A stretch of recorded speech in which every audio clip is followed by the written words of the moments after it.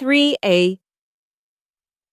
I stood at the 48th floor window, watching Manhattan's lights tremble through the mist.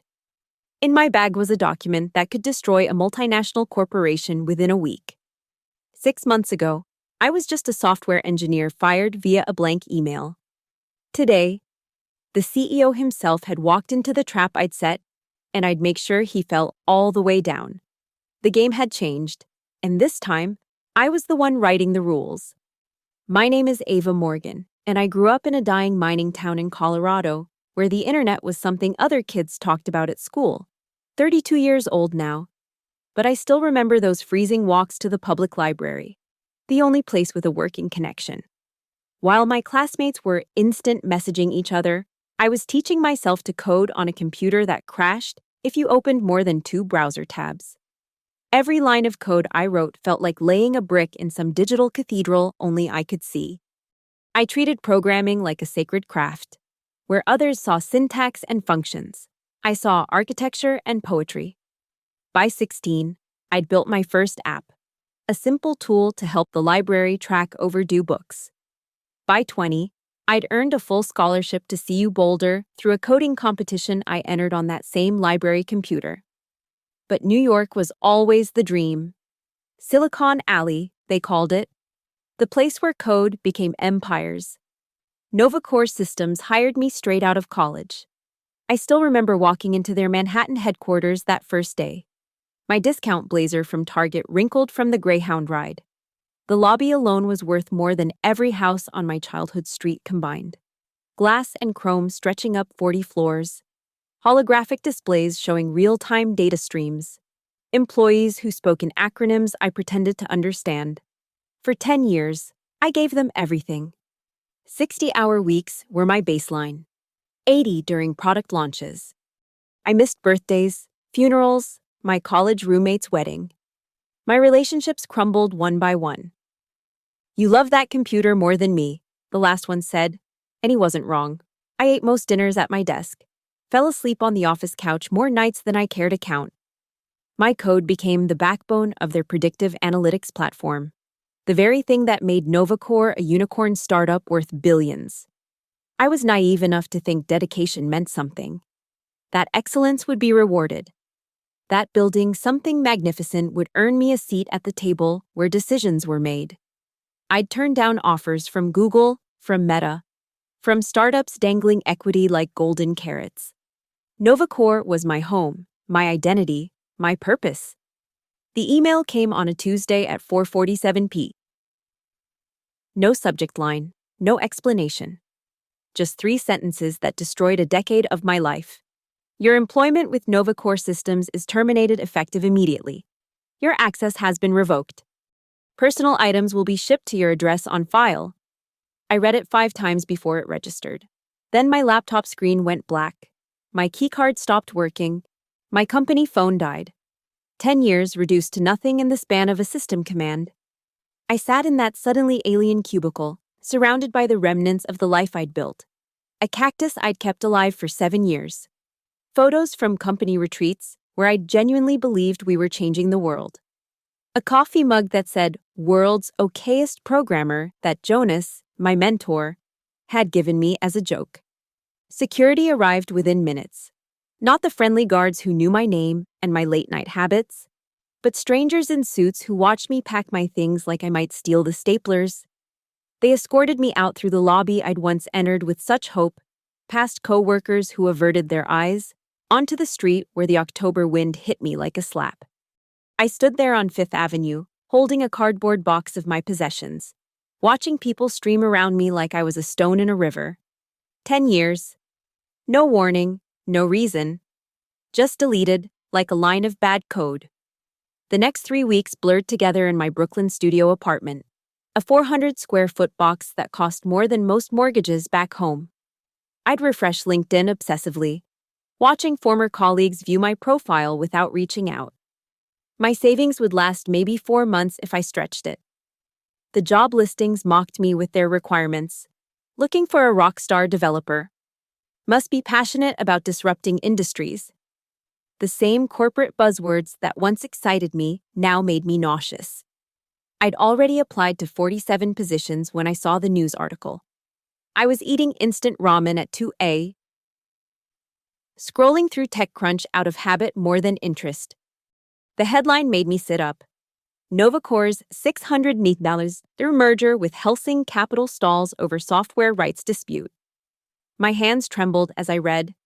The deal, which would have been the largest acquisition in Novacore's history, was hanging by a thread. Helsing's due diligence team had identified what they called architectural uncertainties in Novacore's core predictive analytics platform. They wanted guarantees about intellectual property ownership. They wanted documentation. They wanted proof that Novacore actually owned what they claimed to own. I knew that architecture better than anyone. Hell, I'd written it. Every algorithm, every data pipeline, every optimization that made their platform faster than the competition's. That was my code, my brain, my sleepless nights. The article mentioned that without clear ownership, Helsing might walk away entirely, potentially triggering a cascade of investor panic. That's when I remembered Jonas Mercer's words. My former CTO, the only executive who'd ever treated me like a human being instead of a coding machine. He'd left Novacore 2 years ago under mysterious circumstances, pursuing other opportunities. The press release had said. But the night before his departure, he'd called me into his office. Ava, he'd said, sliding a folder across his desk. I need you to listen very carefully. File a patent application for the distributed predictive load framework. Put it in your name only. I'd been confused. But that's company work. Developed on company time. No, he'd said firmly. You developed the initial framework as your thesis project before joining Novacore. You brought it with you. They've built on it, yes. But the core innovation, that's yours. File it. Tonight. Use this lawyer. He'd handed me a business card. Don't tell anyone, not HR, not your manager, especially not Damien. This seems. They're going to bury your contributions. Ava, I've seen the plans. Your name won't appear anywhere when they sell this company. You'll be erased from the history you wrote. This is your insurance policy.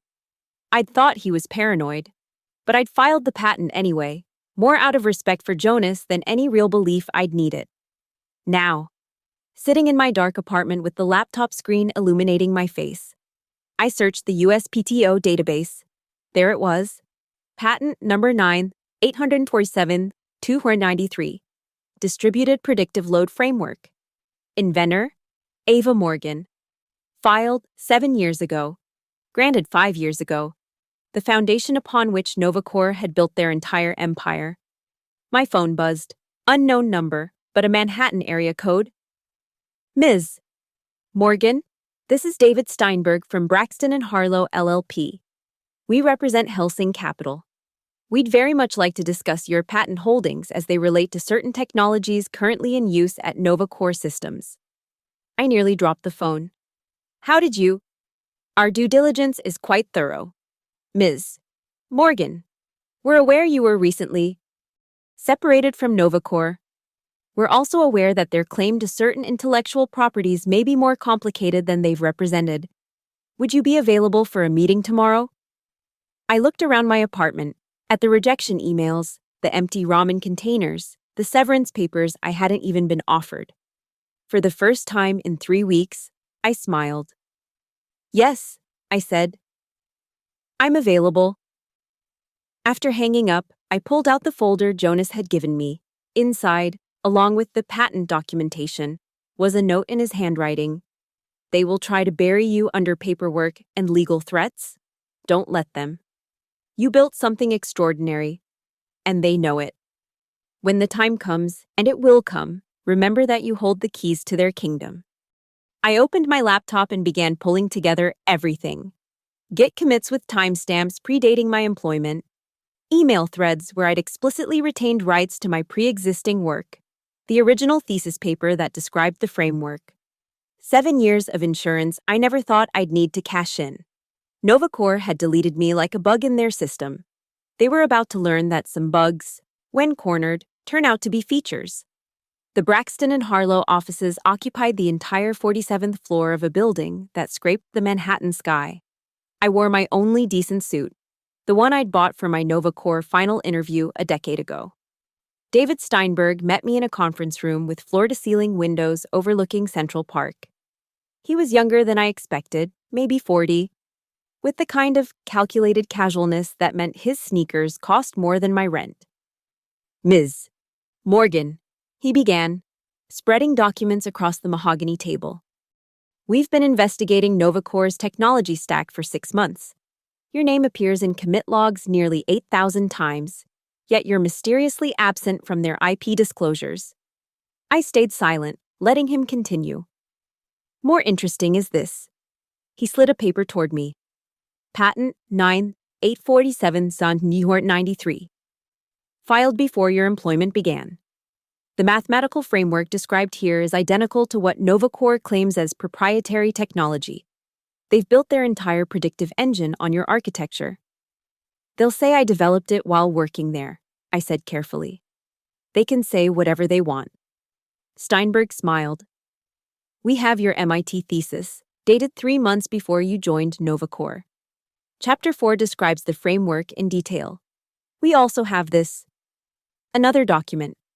Your employment contract, which specifically excludes pre-existing intellectual property from their ownership claims. Surprisingly thorough for a new graduate. Almost like someone coached you. Jonas, even then, he'd been protecting me. Here's the situation, Steinberg continued. Helsing wants NovaCore's technology, but we won't touch it if there's disputed ownership. Too much liability. NovaCore is desperately trying to convince us they have clean title to everything, but they don't, do they? What do you want from me? Options, Ms. Morgan. We could proceed 3 ways. 1. You assert your patent rights, probably triggering years of litigation while the merger dies. 2. NovaCore pays you a substantial sum to transfer the patent, though given their recent behavior toward you, I imagine that's unlikely. Or 3. He paused. Helsing licenses the technology directly from you. NovaCore becomes irrelevant to the equation. My heart hammered. That would destroy their company. That's NovaCore's problem, not ours. We want the technology. We don't particularly care who we get it from, as long as the ownership is clean. I thought about the email. No subject line. No explanation, just deletion. I need a lawyer, I said. May I recommend someone? Steinberg handed me a card. Clara Vance. She specializes in cases like yours. Former developers who've been creatively separated from their work. That afternoon, I met Clara at her office in the financial district. She was everything I wasn't. Polished, sharp-edged, with the kind of confidence that came from winning more fights than she'd lost. Her first words to me were, "They fucked you over, didn't they?" Yes. Good. The angry ones fight harder. She'd already pulled my patent, my employment records, even my thesis. This is cleaner than most cases I see. You documented everything, filed properly, retained rights explicitly. Someone trained you well. My former CTO, he knew this day would come. Smart man. Now, NovaCore will hit back hard once they realize what's happening. They'll claim you stole company property, that you're sabotaging the merger out of spite, that you're holding their technology hostage. Standard playbook, they'll try to bury you in legal fees. I have maybe 3 months of savings left, Clara grinned. You won't need it. I work on contingency for cases like this.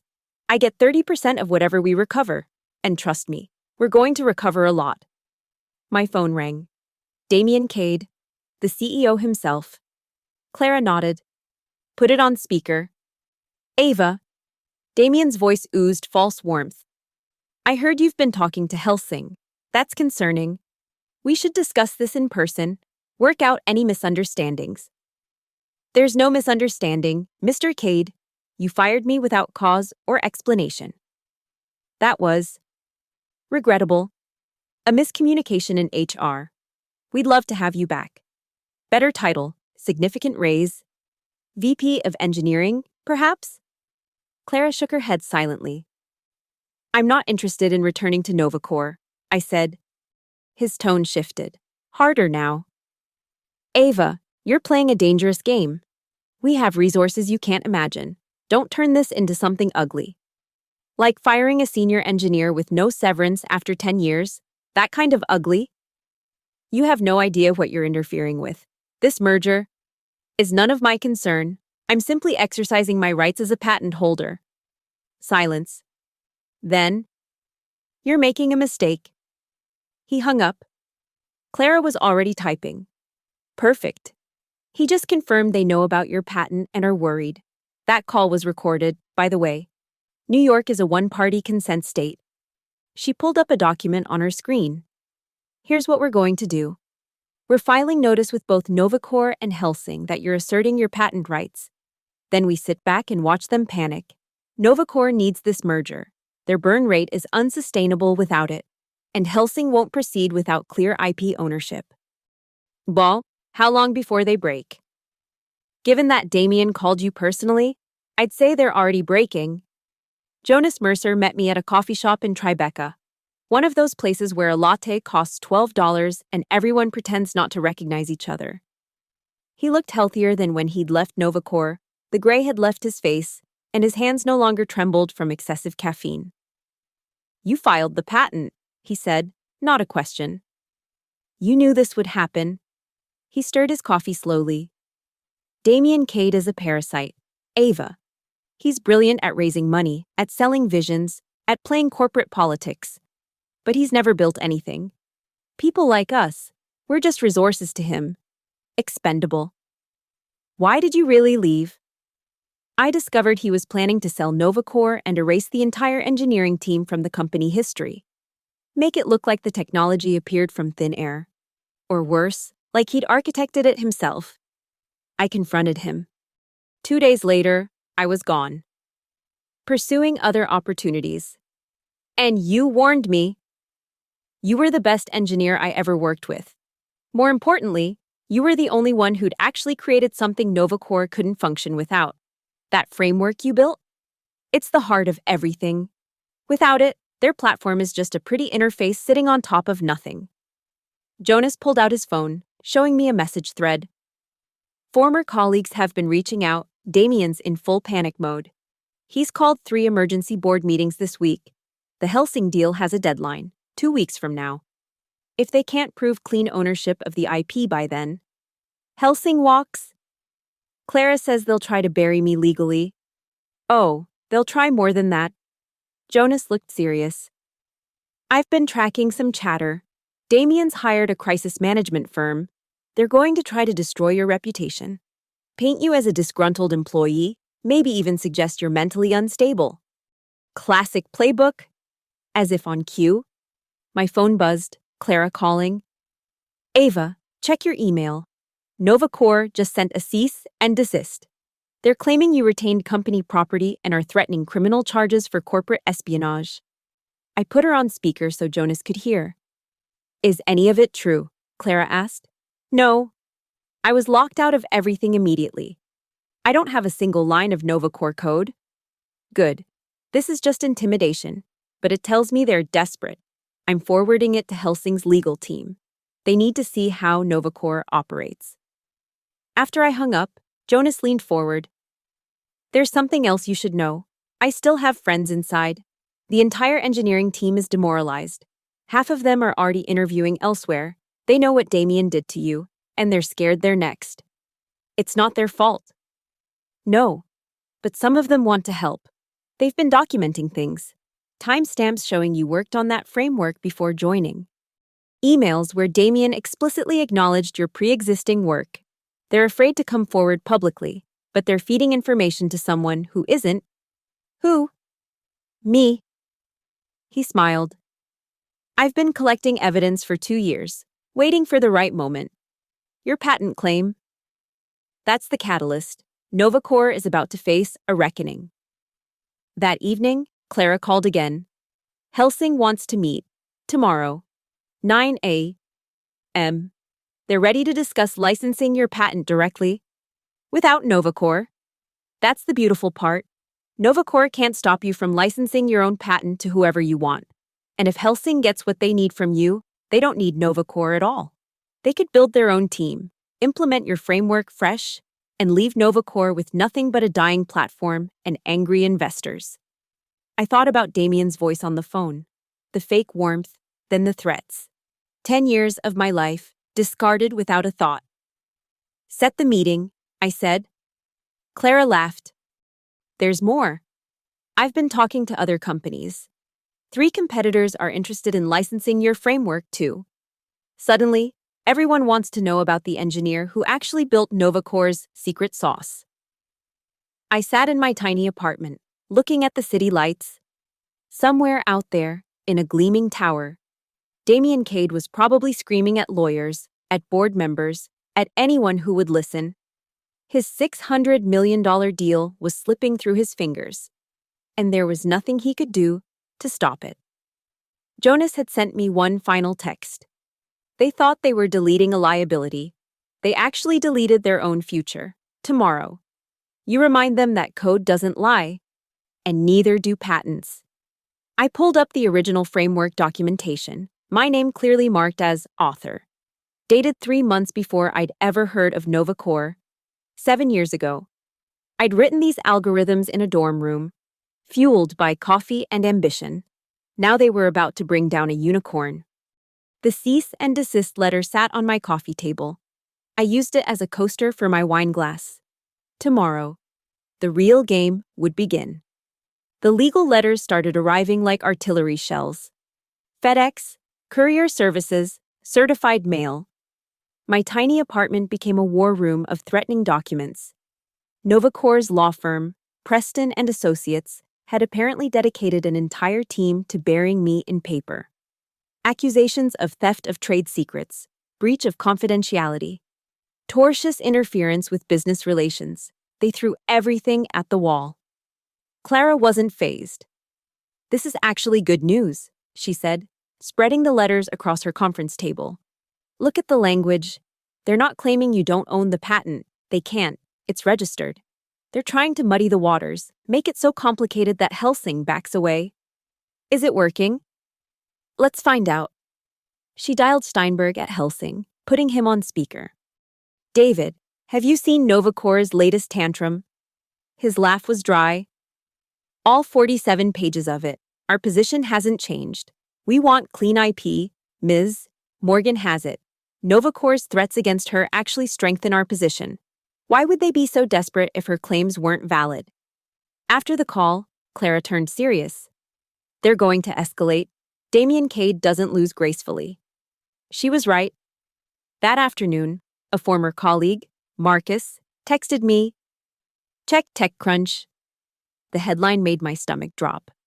Former Novacore engineer attempts to sabotage $600 million merger. Sources say. The article was a hit piece. Sources close to the situation, obviously Damien's crisis management team, painted me as a vindictive former employee trying to extort the company. They suggested I'd been fired for performance issues, that I was technically incompetent, that my patent was based on stolen Novacore research. My phone exploded. Recruiters who'd been courting me suddenly went silent. LinkedIn connections started disappearing. The narrative was being set. Ava Morgan, the bitter ex-employee trying to destroy a successful company out of spite. Clara was already on it. We're going to respond, but not how they expect. No press releases, no public denials. We're going to let the facts speak. How? Jonas has been busy. An hour later, a new article appeared on The Information, the subscription-only tech publication that everyone in Silicon Valley actually read. The real story behind Novacore's IP crisis. Documents show CEO knew of patent issues for years. The article included leaked emails. Damien writing to the board 2 years ago. We need to ensure Ava Morgan never realizes what her pre-employment framework is worth. Another from the CFO. If Morgan's patent becomes an issue, we're looking at either a 9-figure payout or a complete platform rebuild. They'd known. They'd always known. And they'd fired me anyway, betting I'd disappear quietly. Marcus texted again. The engineering floor is in chaos. 3 senior devs just quit. They're sharing the real story internally. That evening, Damien called again. This time, his voice had lost all pretense of friendliness. "You're destroying everything we built." "No," I said calmly. "Clara beside me recording everything. I built it. You're destroying it. What do you want? Money? Is that it? Name your price." "I want fair compensation for my intellectual property. The same thing any patent holder would want." "You know what your patent is worth without our implementation? Nothing. We made it valuable." "Then you should have no problem competing without it." His voice dropped to a whisper. "You have no idea who you're fighting. I have relationships you can't imagine. I can make sure you never work in tech again. Like you tried with that TechCrunch article?" Silence. "Here's what's going to happen, Damien. I'm going to license my patent to whoever offers fair terms. If that's Helsing, so be it. If it's someone else, that's fine too. But Novacore doesn't own my work anymore. You made that decision when you deleted me from your company. This isn't over." "No, it's not. But your leverage is—" He hung up. Clara was smiling. "Threatening you on a recorded line? He's more rattled than I thought." My phone buzzed. "Jonas, check your email." 23 current Novacore employees had sent me messages of support. They couldn't speak publicly, they needed their jobs, but they wanted me to know the truth was spreading internally. The engineering team knew who really built the platform. They knew who Damien had betrayed. One email stood out, from Sarah, a junior developer I'd mentored. "We all know what you created. The comments in the code still have your initials. Every time we hit a problem, we ask ourselves, what would Ava do? You're gone, but your architecture isn't. It never will be. Give them hell." Clara's phone rang. "Helsing wants to accelerate. They're offering a licensing deal. 15 million upfront, plus royalties. They want to lock it down before Novacore finds a way to muddy the waters further. 15 million. More money than I'd ever imagined. But it wasn't about the money anymore. "Counter with 20, I said. "And I want a clause that prevents them from sublicensing to Novacore for at least 5 years. Clara's grin turned predatory. "You want to lock them out of their own technology?" They locked me out first. The conference room at Helsing Capital felt like a tribunal. Floor-to-ceiling windows framed the Manhattan skyline, and the mahogany table reflected our faces like dark water. I sat on one side with Clara. Across from us, Damien Cade, flanked by 4 lawyers from Preston and Associates. Their suits probably worth more than my annual salary had been. Steinberg from Helsing sat at the head of the table, playing referee in this corporate blood sport. Damien looked different. The usual CEO polish was cracking. His eyes were bloodshot. His perfect hair slightly disheveled. He'd probably been up all night trying to salvage his empire. "Let's be clear about why we're here," Steinberg began. "Helsing needs clean IP ownership to proceed. Ms. Morgan owns a critical patent. Novacore claims implementation rights. We need resolution." Damien's lead attorney, a silver-haired shark named Preston himself, slid a folder across the table. "Our client is prepared to offer Ms. Morgan a generous severance package, $2 million in exchange for patent assignment and a comprehensive NDA." Clara didn't even open the folder. "My client already has a $20 million offer from Helsing for licensing rights. Why would she take a tenth of that?" The room temperature seemed to drop. "Because," Preston said slowly, "fighting Novacore in court will take years. Years, Ms. Morgan doesn't have the resources to sustain." "Actually," Clara smiled, pulling out her phone. "She does. I've had 3 litigation funders reach out this week. They're willing to bankroll the entire case for a share of the settlement. Turns out, betting against a company that fires its key inventor right before a major merger is pretty good odds." Damien finally spoke, his voice tight. "Ava, let's talk directly. Engineer to engineer." "You're not an engineer, Damien. You're a salesman who learned enough buzzwords to fool investors." His face flushed.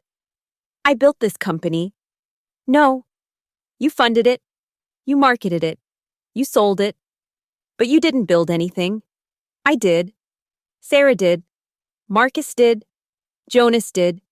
The entire engineering team you're about to lose did. You just took credit for it. This is pointless, Preston interrupted. Ms. Morgan, you seem to be under the impression you have leverage here.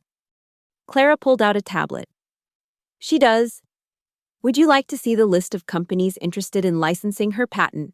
Besides Helsing, we have Oracle, Salesforce, and 2 startups with fresh Series B funding.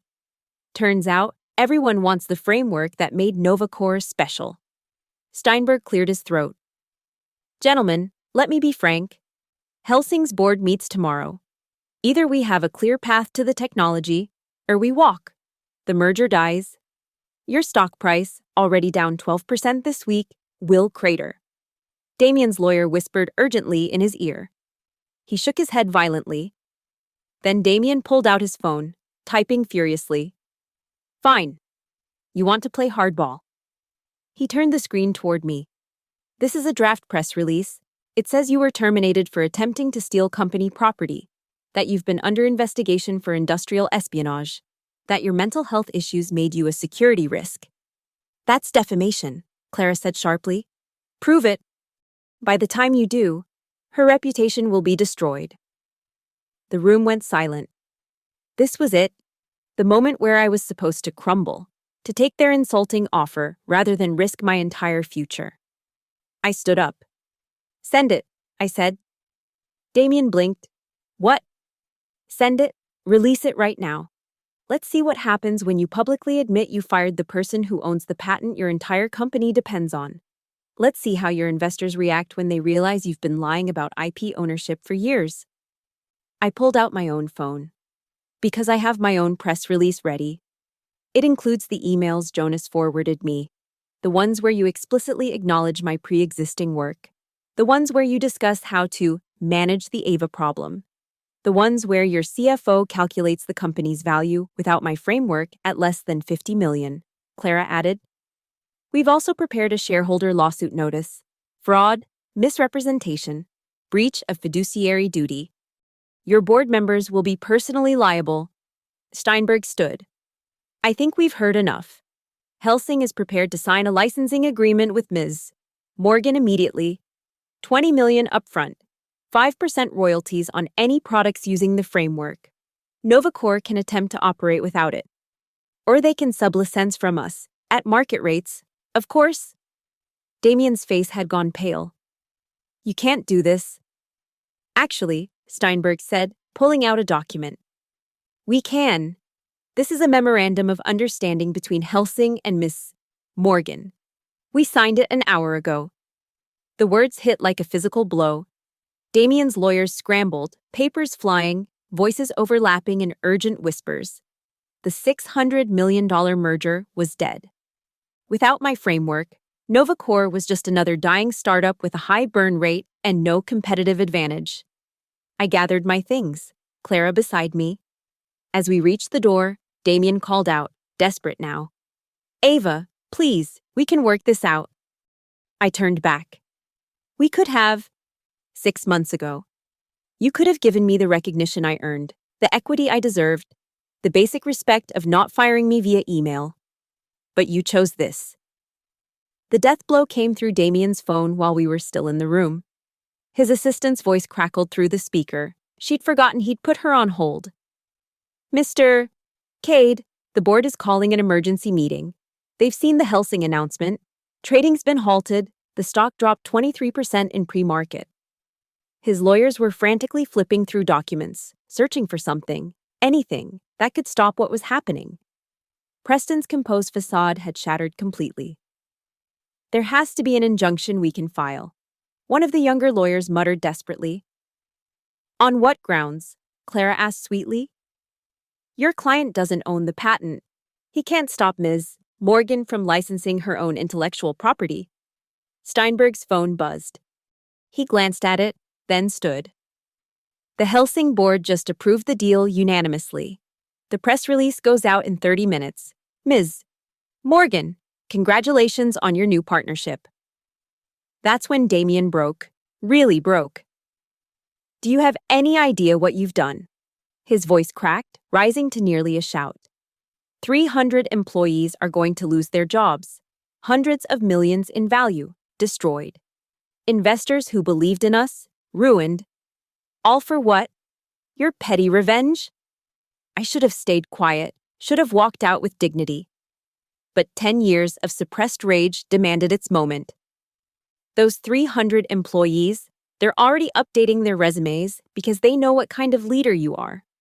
That value you're talking about? It was built on my work, which you tried to steal. Those investors? They believed in technology you claimed to own, but didn't. I stepped closer to the table.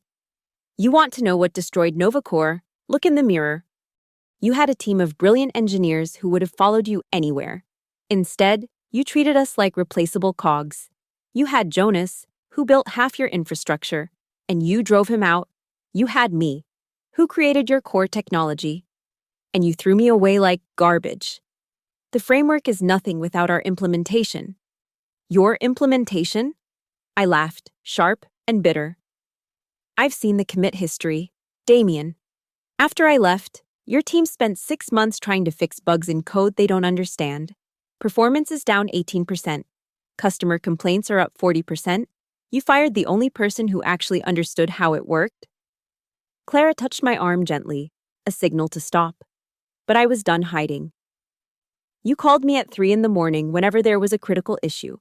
I answered every time. I missed my father's birthday, my best friend's wedding, everything, for Novacore. And you couldn't even give me the courtesy of a phone call when you fired me.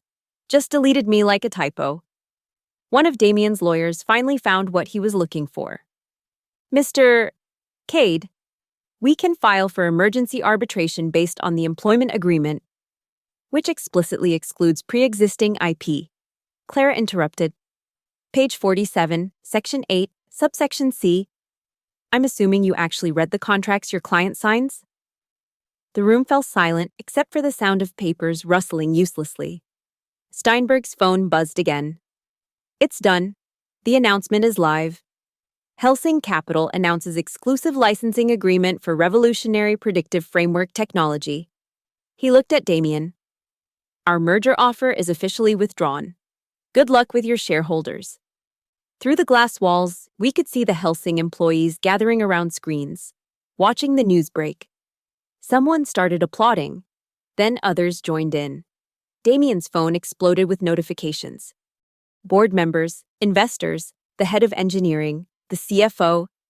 Each ring was another pillar of his empire cracking. Sir, one of his lawyers said quietly, we should go. The board is demanding your immediate presence. Damien stood slowly, like an old man. For a moment, our eyes met. I saw something I'd never seen before, not anger or arrogance, but genuine fear. He'd built his entire identity on being the visionary founder, the genius who'd created Novacore's technology. Now everyone would know the truth. This isn't over, he said, but the threat was hollow, desperate. Yes, I said simply. It is. As they filed out, Preston paused at the door. Ms. Morgan. For what it's worth, we advised against the termination. Sometimes clients don't listen to counsel. After they left, Clara and I stood in the empty conference room. Through the windows, Manhattan stretched out below us, indifferent to the corporate catastrophe we'd just witnessed. The financial press is going to have a field day, Clara said, showing me her phone. The headlines were already rolling in. Novacore merger collapses after IP dispute, and Helsing pivots. Signs, deal with fired engineer. My phone had one message from Jonas. Check Novacore's investor chat. The board just called an emergency vote of no confidence in Damien.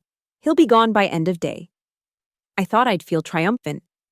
Instead, I just felt empty. And oddly, finally, free. I stepped out of the Helsing Capitol building into the October afternoon. The air was crisp, almost electric, as if the city itself knew something had shifted. My phone buzzed continuously. Messages from former colleagues, recruiters who'd ghosted me now suddenly interested, journalists wanting statements. I turned it off. The taxi driver looked at me in the rearview mirror. Rough day? No, I said, surprising myself with a laugh. Actually, a good one. As we drove through Manhattan, I watched the city pass by, the same buildings, the same streets. But everything felt different. I wasn't the desperate, discarded engineer who'd stood on Fifth Avenue with a cardboard box 6 months ago. I was someone else now. Someone who'd fought back and won.